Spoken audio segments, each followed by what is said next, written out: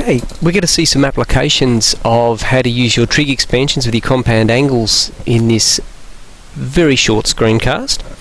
So the first thing to do with any of these is remember your expansions.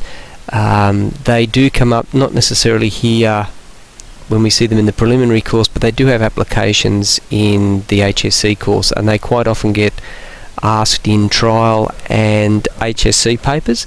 So there's the expansions. If you remember those, you're well on your way to being able to do most of the questions that can be potentially asked. So this is an example of the type of question you may come across. It's very, very similar to what you actually get asked in 2 units sometimes, where they'll say to you, say sin x equals 2/3 and x is obtuse, tell me cos x tan x. So in that case, this is just a small hop to get to the extension 1 questions. So you can draw 2 triangles in this case, one triangle for the result involving x, another one for the result involving y, and then go from there. So that's what's discussed here. So as you can see there, you draw the 2 triangles. Use Pythagoras theorem as you would in the 2 unit cases to find what your missing side will be, and from that you're then able to write these 6 results down. Once you've got that, very rarely you'll have to worry about signs, but again, it's just the same as you would do in 2 units. So you get those 6 results. That's the hard part of the question.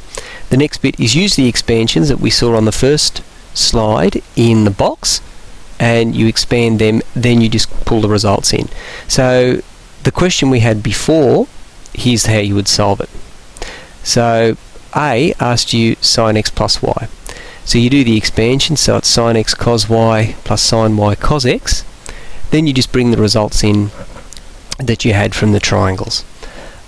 You get that. Answer there is 6 root 35 plus 12. These questions are good because they can also test your knowledge of surds. Can you simplify surds? Can you multiply surds? In some cases add.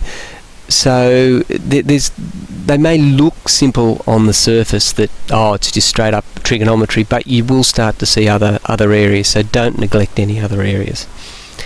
For B, just remember the cos expansion will change signs, so you get cos minus sin, plus sin in this case. Big problem once you realise what's going on is just making mistakes with your signs, and then obviously your surds. So again, there's nothing sinister there. The one that may present some slight problems here is C, the one for the tan expansions. Again, the tan expansion's not difficult. The only potential difficulty here would be you're going to get fractions within fractions, what are called compound fractions. These have been covered in the earlier work on basic algebra and arithmetic. So you can see now why your algebra needs to be top shelf in order to handle these. Between the second last and the last line, to streamline things and to get it all on the one slide, we've had to skip a bit. So if you're wondering and scratching your head, where do you go? Take the denominator in the fraction, the 1 minus 2 on root 5 multiplied by root 7 on 3, make that a single term. Multiply your numerator, make that into a single term. So in both cases your common denominator there would be 3 root 5. Then multiply top and bottom by 3 root 5, and that will tidy up and give you the 6 root 5 plus 5 root 7 over 15 minus 2 root 35.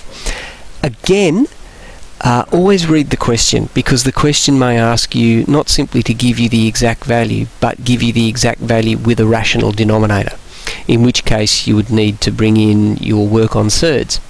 Because this question just said tell me the exact value, you're quite at liberty to leave that with an irrational denominator, but just remember that there are cases where you may, and if you don't, you're probably going to lose a mark. Okay, good luck with the questions.